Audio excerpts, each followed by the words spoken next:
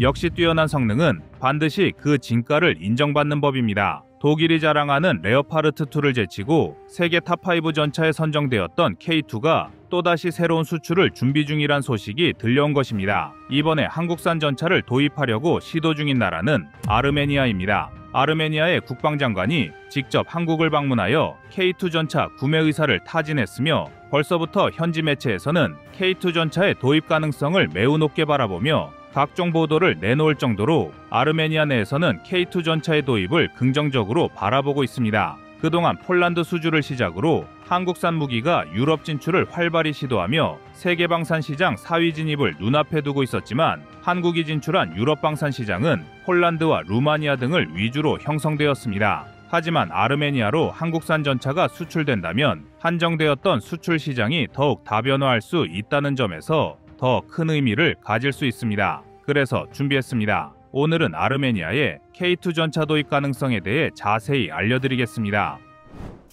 여러분의 구독과 좋아요가 꺼리튜브 운영에 많은 힘이 됩니다. 러시아, 튀르키예, 이란에 둘러싸인 형국의 아르메니아는 21세기에 접어든 지금도 안보 위협이 상당히 큰 나라로 평가를 받고 있습니다. 아르메니아의 입장에서 러시아는 필요할 땐 우방을 자처하다가 막상 자신들의 이익이 없으면 언제든 아르메니아를 씹던 껌처럼 버려온 나라이며 튀르키예는 과거 아르메니아를 침략했던 오스만 제국의 계승국가이다 보니 국가 간의 관계가 매우 불편한 처지입니다. 또한 지리적으로 중동과 가깝기 때문에 중동 일대에서 군사적 분쟁을 유발하고 있는 이란의 위협도 배제할 수 없어 다양한 안보 위협이 자리하고 있는데요. 세계 2위의 군사력을 가진 러시아뿐만 아니라 튀르키예와 이란 모두 해당 지역에서는 나름의 군사강국으로 평가를 받는 전력을 보유하고 있기 때문에 아르메니아는 매년 GDP의 5%가 넘는 엄청난 예산을 국방에 투자하고 있으며 매년 국방비 증가율이 10%를 가뿐히 넘기고 있습니다. 게다가 국경을 맞대고 있는 아제르바이잔과의 군사 충돌도 빈번하여 안보 문제에서는 그 어떤 나라보다도 시급한 과제를 안고 있는 나라가 아르메니아입니다.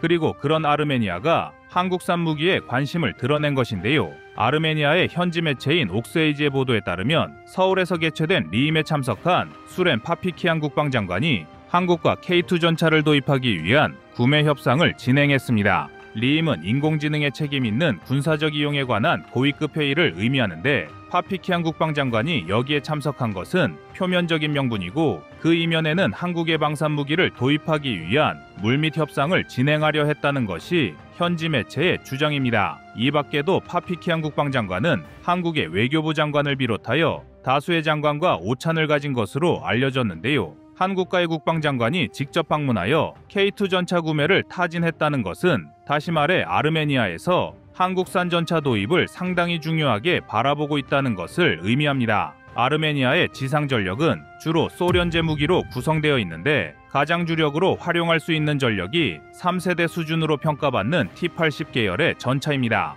이마저도 서방의 3세대 전차보다는 다소 기술력이 뒤떨어진다는 평가가 많으며 게다가 현재는 3.5세대 전차가 지상 전력의 핵심으로 자리하고 있기 때문에 3세대 전차로는 주변의 군사 강국을 상대하기엔 많이 부족한 전력을 보유하고 있습니다. 또한 러시아는 자국의 이익을 위해 일부 무기를 아르메니아에 지원해주며 우방 흉내를 냈었지만 지금은 경제적인 이익이 없다는 판단하에 지원을 중단하고 아르메니아를 토사구팽하는 모습을 보이고 있다는 점도 새로운 전차의 필요성을 높이는 요소입니다. 아르메니아 입장에선 제대로 된 사후 지원을 받기 어려운 러시아 전차를 이선으로 밀어내고 보다 확실한 신뢰성을 갖춘 신형 전차를 도입해야 장기적으로 안정적인 군대 운영이 가능합니다. 아르메니아가 필요한 전차의 조건을 다시 정리하자면 3.5세대 이상의 최신 성능을 갖추고 있으며 안정적으로 운용할 수 있는 납품과 사후 지원을 갖추고 있어야 하는데요. 아르메니아는 자신들의 요구사항에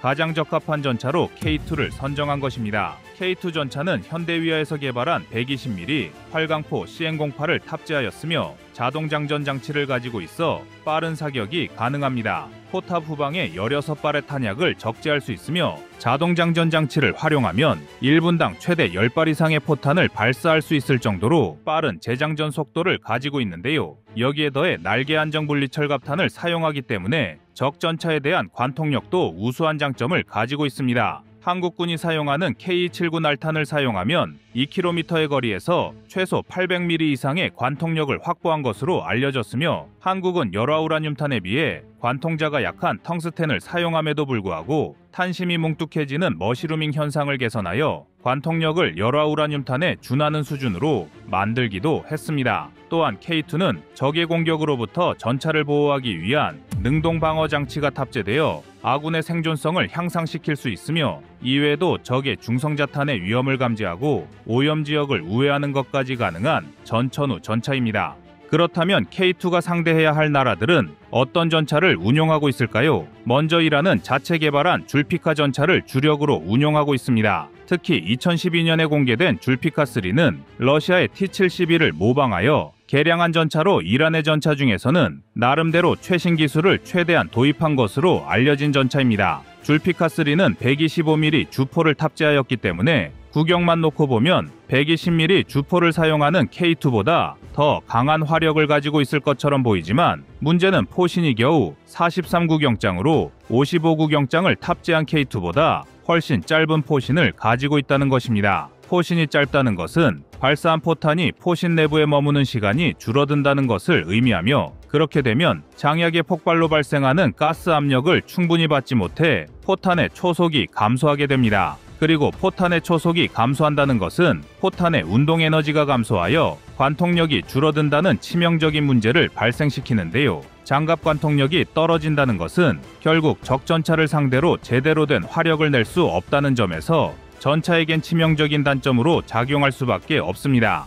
또한 K2는 1500마력의 출력을 낼 수 있는 엔진을 사용하고 있지만, 줄피카3는 1000마력 엔진을 사용하기 때문에 전차의 기동성에서도 K2가 더 우세하다고 할 수 있습니다. 마지막으로 전차의 방어력을 좌우하는 장갑 측면에서도 줄피카3는 K2의 상대가 되지 못하는데요. 복합 장갑을 사용하는 줄피카3와 달리 K2는 반응 장갑을 탑재하여 더 뛰어난 방어력을 보유하고 있습니다. 반응 장갑이란 폭발성 물질이 내장된 장갑판을 전차에 추가로 부착하여 적의 공격을 받으면 폭발 반응을 통해 적 탄두의 관통력을 약화시키는 방식을 의미합니다. 반응 장갑은 방어력 증대 효율이 높기 때문에 1톤의 반응 장갑을 증설하면 강철 장갑 10톤을 증대시키는 것과 같은 효과를 얻을 수 있을 뿐만 아니라, 현대 전장에서는 전차와 전차가 맞붙거나 각종 대전차 화기의 공격으로부터 전차를 보호하기 위해서는 필수적인 방어 체계입니다. 일례로 미국은 걸프 전쟁과 이라크 전쟁을 거치면서 각종 대전차 무기의 고전을 면치 못하였고, 반응 장갑의 탑재가 얼마나 중요한지 실전에서 몸소 경험하였는데요.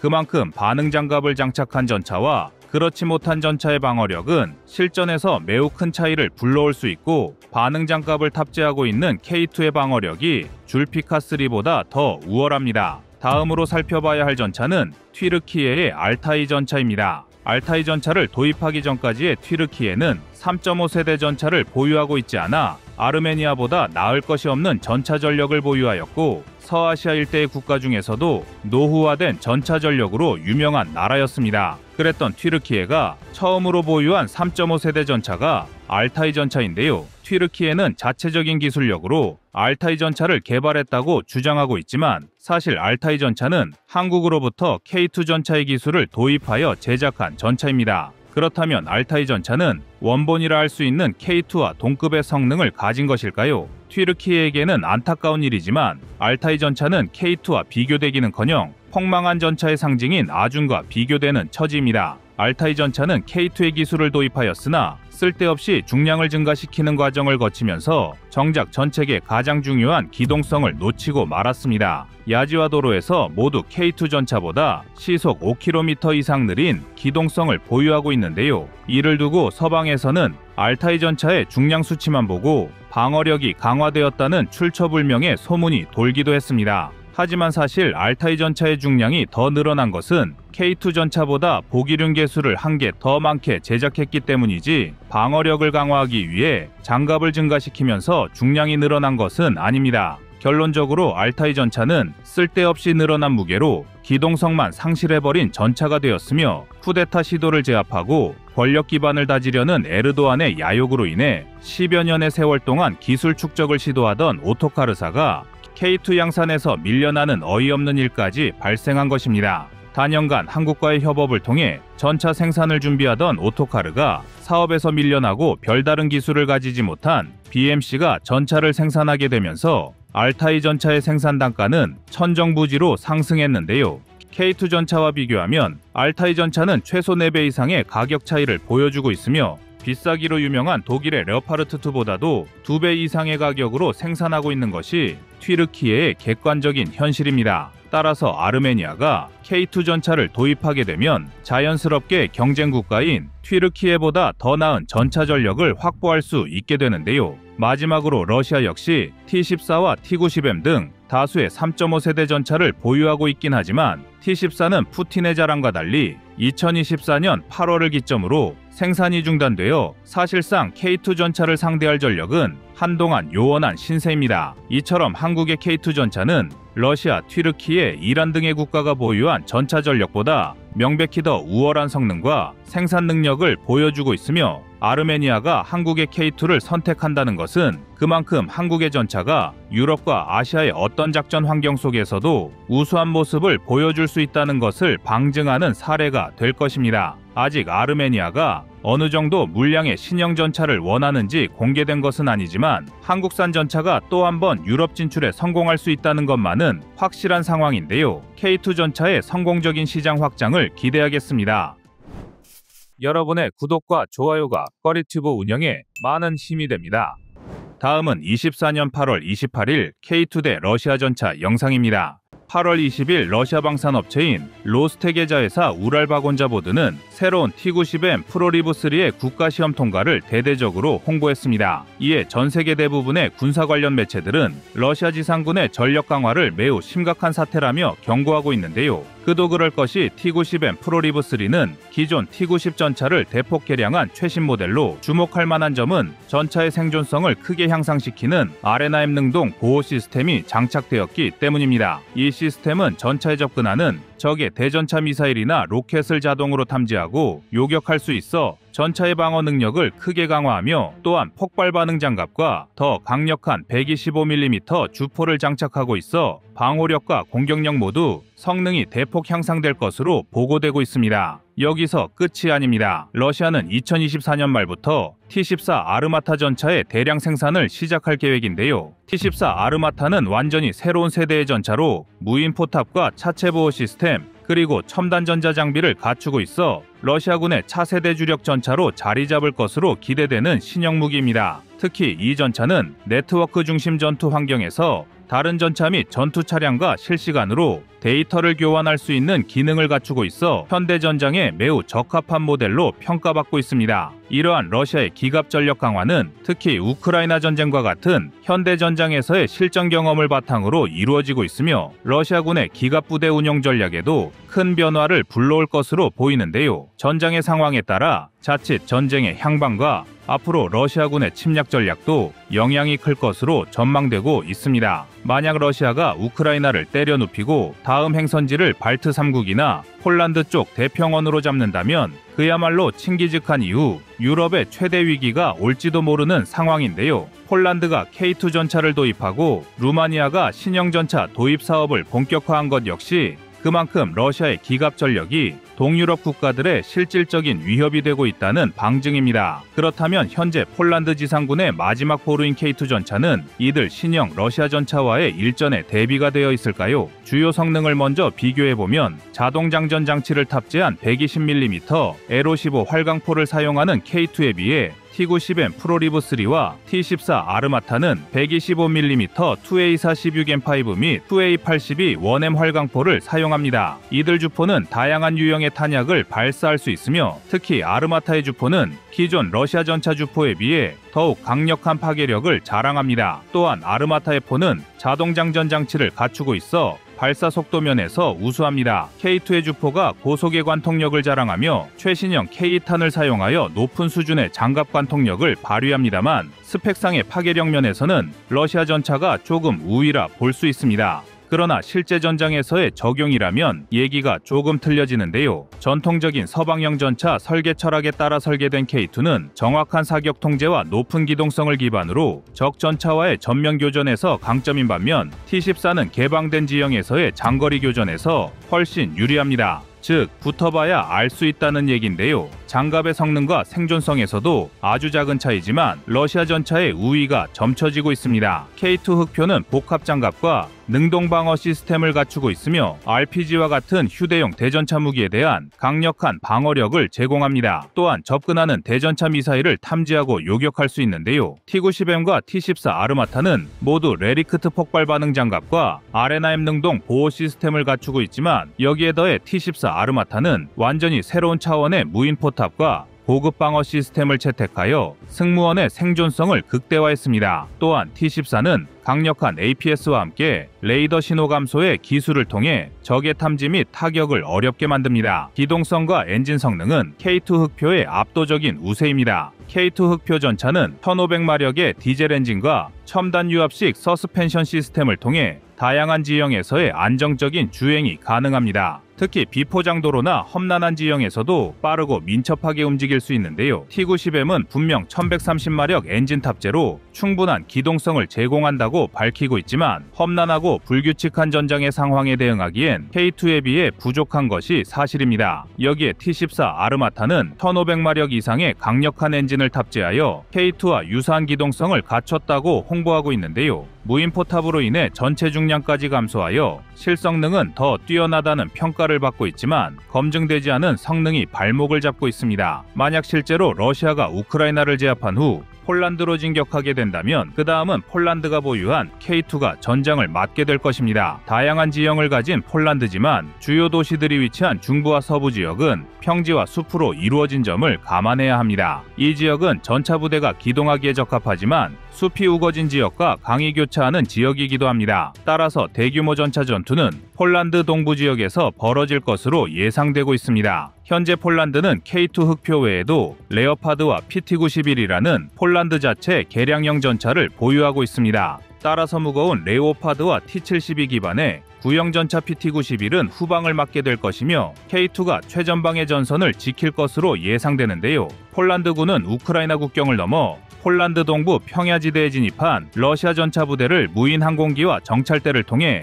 전차의 움직임과 진격 경로를 파악할 것입니다. 평원에서의 K2는 뛰어난 기동성과 신속한 사격 능력을 바탕으로 러시아 전차 부대의 측면을 공격하는 전술을 사용할 것이며 특히 능동 방어 시스템은 러시아 전차의 대전차 미사일을 요격하는 데 효과적일 것입니다. 폴란드군은 숲과 강을 활용해 러시아 전차 부대를 유도하고 이를 통해 기습과 매복 전술을 사용해 적의 기동을 저지할 것입니다. 특히 숲이 우거진 지역에서는 T-90M과 T-14 아르마타의 기동이 제한될 수 있으며 폴란드군과 K2는 이 지형적 이점을 최대한 활용해 러시아 전차 부대를 분산시키고 각계격파를 시도할 수 있습니다. 그리고 만약 러시아 전차 부대가 폴란드 내 주요 도시로 진격을 시도할 경우 폴란드군은 도심 지역에서 방어를 강화할 것입니다. 이때도 K2 흑표 전차와 레오파드2 전차는 도시의 좁은 골목과 복잡한 지형에서의 전투를 대비하여 방어선을 구축하게 되는데요. 이러한 시가전에서는 전차의 기동성이 제한되기 때문에 폴란드군의 대전차 무기와 보병 지원이 중요한 역할을 할 것입니다. 즉 전차 전력에서 밀리지 않는다는 가정하에 보급이 용이하고 지형을 잘 파악하고 있는 폴란드군이 유리할 것입니다. 이 도시 전투야말로 전쟁의 향방을 가를 결정적 전투가 될 전망인데요. 러시아의 전술적 기동성과 최신 전차의 성능도 무시할 수 없는 요소이지만 K2 흑표와 레오파드로 구성된 폴란드 기갑 전력은 러시아의 T-90M 및 T-14 전차와 충분히 경쟁할 수 있는 능력을 가지고 있습니다. 여기에 K2 흑표 전차는 기동성, 사격 통제 시스템, APS 등의 측면에서 러시아의 최신 전차들과 비교해 볼 때 동등하거나 더 나은 성능을 보일 수 있습니다. 특히 다양한 지형에서의 기동성과 승무원의 생존성에서 강점을 가지고 있어 러시아 전차들과의 대결에서 충분히 싸워봄직한 경쟁력을 갖추고 있는데요. 그러나 여전히 T-14 아르마타의 실성능은 베일에 쌓여 있습니다. 그리고 그들의 자랑대로 전반적인 전투 능력에서 지상전의 끝판왕이라 불릴 수준의 파괴력과 완전히 새로운 개념의 무인 포탑과 첨단 방어 시스템이 제 몫을 해준다면 위협적인 존재가 될 것임에 분명합니다. 그러나 정작 문제는 이러한 성능이 한 번도 검증받지 못했으며 러시아군 내부에서도 이런 스펙상의 뻥 성능을 온전히 믿지 못한다는 점입니다. 따라서 동유럽 국가들이 한국에 K2 전차를 도입했거나 도입할 예정인 것은 현재 가능한 선택지 중에서 현명한 방안이며 최선의 선택이라 할 수 있습니다. K2의 최첨단 능동 방어 시스템과 120mm 에로 15 활강포는 어떠한 전장에서든 적을 압도할 수 있는 화력을 제공하며 전천후 기동성은 어떠한 지형에서도 빠르게 움직이며 치명적인 타격을 가할 수 있습니다. 폴란드는 이미 K2 전차의 성능에 깊은 인상을 받았고 2차 물량 도입을 통해 이 전차를 자국 방어의 핵심으로 삼을 계획인데요. 여기에 루마니아를 비롯한 여러 동유럽 국가들 역시 K2 전차의 도입을 검토하고 있어 한국의 방산업체들은 K2 전차가 유럽 전역에서 더 많은 주문을 받을 것으로 기대하고 있습니다. 이는 한국의 방산 산업이 더 이상 동아시아에 국한되지 않고 글로벌 방산 시장에서 절대 강자로 자리매김하고 있음을 증명하는 것입니다. K2 흑표 전차는 이제 한국이 세계 방산 시장에서 얼마나 강력한 플레이어로 성장했는지를 보여주는 상징적인 존재입니다. 세계 최고 수준의 성능과 폴란드 등 유럽 국가의 실전 테스트에서 보여준 내구성과 신뢰를 바탕으로 K2 전차는 전 세계 전차 시장을 평정할 준비가 되었습니다. 여러분의 구독과 좋아요가 꺼리튜브 운영에 많은 힘이 됩니다. 다음은 24년 6월 10일 유로사토리 K2EX 영상입니다. 대한민국의 차세대 전차의 탄생이 세계에 큰 파장을 불러일으켰습니다. 컨셉과 초기 모델 공개로부터 채 1년이 지나지 않은 시점에서 다시 한번 세계 최강의 전차가 탄생한 것인데요. 우리 대한민국의 K2 전차가 파리에서 개최된 방산전시회에서 K2EX로 새로운 모습을 공개하였습니다. 그리고 유럽에서 그 위용을 드러낸 K2EX를 두고 군사분석가 피터 수시우는 K2EX를 현존하는 최고 수준의 전차 중 하나로 평가하였습니다. 하지만 우리 대한민국이 최강의 전차를 개발하기까지는 너무나도 오랜 시간이 필요했습니다. 과거 북한군의 T-34 전차를 상대할 무기조차 없어 수류탄과 함께 산화했던 국군의 희생이 없었다면 지금의 K2EX는 탄생하지 못했을 것입니다. 북한군의 전차를 맞상대할 수 있는 전차는커녕 제대로 된 대전차 무기조차 구하기 어려웠던 우리 대한민국은 기갑 전력을 확충하는 것에 매우 많은 노력을 기울였고 그렇게 탄생한 K2 전차는 폴란드 등에서 맹활약하며 한국 방산의 국제적 입지를 높였는데요. 이번에 한층 더 개량된 K2EX가 공개되자 국내외 군사 전문가들은 한국의 전차 수준이 미국의 에이브람스 X, 독일의 KF-51 판터 등 군사 강국들의 신형 전차와 비교해도 전혀 밀리지 않는 수준이라 극찬했습니다. 그래서 준비했습니다. 오늘은 대한민국의 차세대 전차 K2EX와 타국의 차세대 전차와의 차이점에 대해 알려드리겠습니다. 여러분의 구독과 좋아요가 꺼리튜브 운영에 많은 힘이 됩니다. K2EX는 K2의 수출형 콘셉트 모델로서 디지털을 기반으로 개발했던 기존 K2 전차의 확장성을 토대로 능동 방어 시스템과 원격 사격 통제 장치 및 유기압 현수 장치 등 최신 장치 및 기술을 접목해 기능을 향상시킨 무기 체계입니다. 2024 유로사토리 방산 전시회에서 최초로 실물이 공개된 K2EX는 공개 직후 전 세계로부터 기존 타국의 차세대 전차와 견주어도 부족하지 않은 최첨단 무기 체계라는 평가를 들었는데요. K2EX가 기존 K2 흑표 전차에 비해 향상된 기능은 크게 세 가지가 있습니다. 먼저 능동 방어 시스템 하드킬 방식 탑재가 있는데요. 능동 방어 시스템은 외부에서 공격해오는 적의 대전차 무기를 요격하여 전차를 방어하는 체계입니다. 하드킬 방식은 직접적으로 다가오는 적의 미사일을 격추하다 보니 그로 인해 발생하는 파편과 충격파는 전차를 운용하는 보병과 인프라에 상당한 피해를 야기하는 문제점 때문에 한국에서 운용하는 K2는 소프트킬 방식만 운용하고 있었으며 해외로 수출되는 K2 전차들도 옵션에 따라 제공하는 정도였습니다. 하지만 이번에 공개한 K2EX는 하드킬 방식의 문제를 극복하기 위해 이스라엘의 트로피 시스템을 기반으로 KAP-S2 시스템을 개발했습니다. KAP-S2는 레이더와 센서 기능을 향상해 전차 주변을 360도 감시하며 적외선 센서를 사용해 다가오는 위협을 탐지 및 추적합니다. 기존 APS 시스템에 비해 주변 피해율을 획기적으로 감소시키기도 했는데요. 특히 트로피 시스템은 이미 2014년 가자 전쟁과 최근 발발한 이스라엘 하마스 전쟁 등 실전에서 적의 RPG를 비롯해 대전차 무기를 무력화시키며 그 성능을 입증했습니다. 이 시스템은 이스라엘 방위군 외에도 미국의 에이브럼스 전차와 독일 등 여러 국가의 군대에서 채택해 운용 중에 있습니다. 이를 바탕으로 K2EX에 탑재된 하드킬 방식의 KAP-S2는 전차의 치명적인 대전차 무기로부터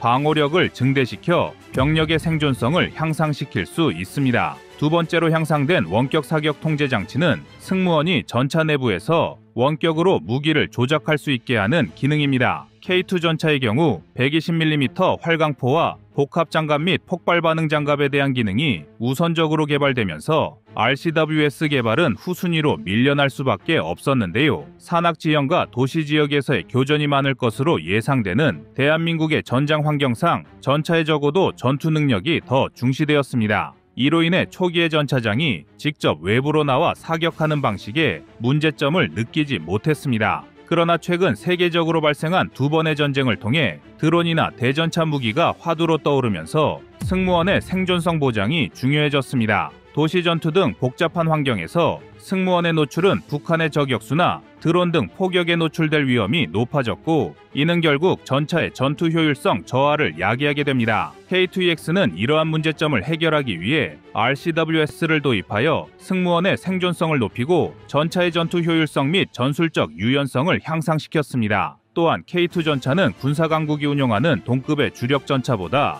한 명이 적은 3명의 병력만으로도 충분히 운용이 가능한데요. 여기에 원격 사격 통제 장치마저 추가되면서 더욱 효율적인 병력 운용이 가능해진 것입니다. 더 놀라운 것은 이것만이 아닙니다. K2EX에 장착한 유기압 현수 장치는 다양한 지형과 전술적 상황에서 높은 기동성으로 전투 효율성을 극대화하는 장치입니다. 그러나 K2 흑표 전차의 경우 초기 단계에서 기술적 한계와 전술적 우선순위 때문에 고정식 현수 장치를 사용하고 있었습니다. 유기압 현수 장치의 도입은 전차 개발 비용을 크게 증가시키는 요인이기도 했고, 전문가들은 기존 현수 장치로도 충분히 평지와 산악 지형에서의 높은 기동성 확보가 가능하다고 판단했었습니다. 그러나 고정식 장치는 이동 중 전차의 진동과 충격을 충분히 흡수하지 못해 사격 정확도 및 차체의 안정성에도 부정적인 영향을 미쳤습니다. 또 복잡한 험지 지형에서의 한계도 일부 식별되었고, 장시간 운용 시 승무원의 피로도 상승에도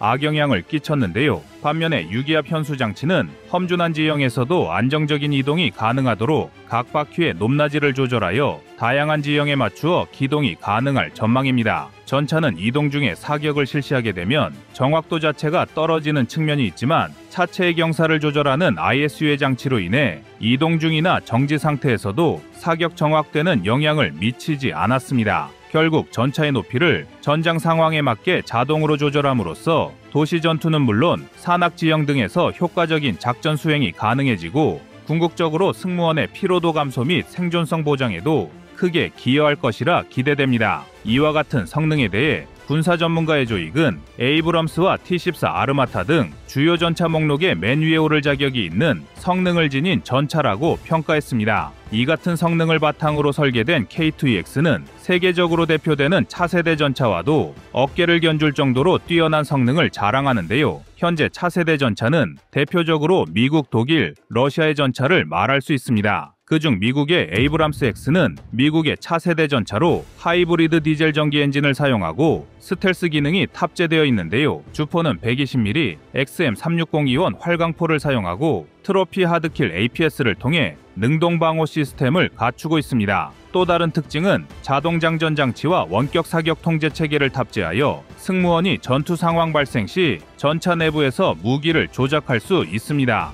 또한 독일의 KF-51 판터는 독일 라인메탈에서 개발한 차세대 전차로 기존 레오파르트 2 전차를 대체할 목적으로 개발되었습니다. KF-51 판터는 130mm 활강포를 탑재했고 엔진은 1500마력 디젤 엔진을 활용합니다. 또한 미국과 동일하게 트로피 하드킬 APS와 원격 사격 통제 체계를 운용하고 있습니다. 이외에도 러시아의 T-14 아르마타는 125mm 2A82 1M 활강포를 탑재하였으며 자동 장전 장치를 사용하여 사격을 실시하고 있는데요. 엔진은 1500마력 디젤 엔진이며 다른 두 전차와 다르게 아프간 MAPS라는 하드킬 APS를 탑재해 능동 방어 시스템으로 활용합니다.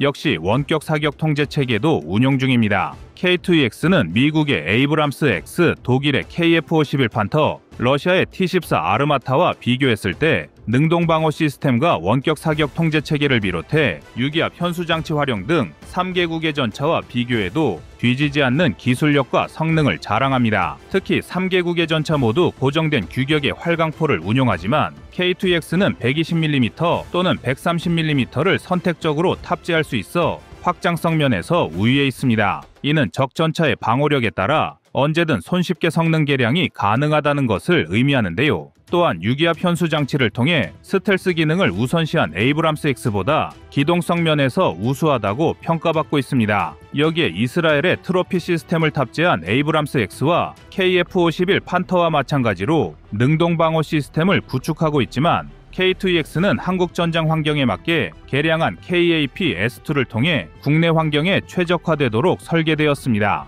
그만큼 대한민국의 K2EX가 전 세계 차세대 전차와 견주어도 뒤질만한 부분이 보이지 않는다는 점에서 세계 방산 시장에서 큰 우위를 점하리라 기대할 수 있는데요. K2EX는 세계 방산 시장에서 우위를 점하기 위해 다양한 노력을 기울이고 있습니다. 해당 방산업체는 K2EX의 우수한 성능을 바탕으로 글로벌 시장에서 입지 확대를 위해 다음과 같은 전략을 취하고 있으며 대표적으로는 수출 대상국의 요구에 맞춘 맞춤형 전차를 개발하고 있는 상황입니다. 이는 폴란드와의 K2PL 전차 계약에서 보여준 바와 같이 현지 생산 라인을 구축하고 기술 이전을 통해 신뢰를 쌓고 있습니다. 또한 이스라엘의 트로피 시스템을 K2EX에 통합하여 능동 방어 시스템의 성능을 높인 것처럼 다양한 국가와의 협력 및 파트너십을 통해 글로벌 시장에서의 입지를 강화하고 있습니다. 특히 특정 국가에 국한되지 않고 유럽, 중동, 아시아 등 다양한 지역의 시장을 공략하는 등 노력을 기울이고 있습니다. K2EX는 기존 K2 전차의 성능을 크게 향상시킨 최신 기술과 장비를 도입한 세계 최고의 전차로 평가받고 있는데요.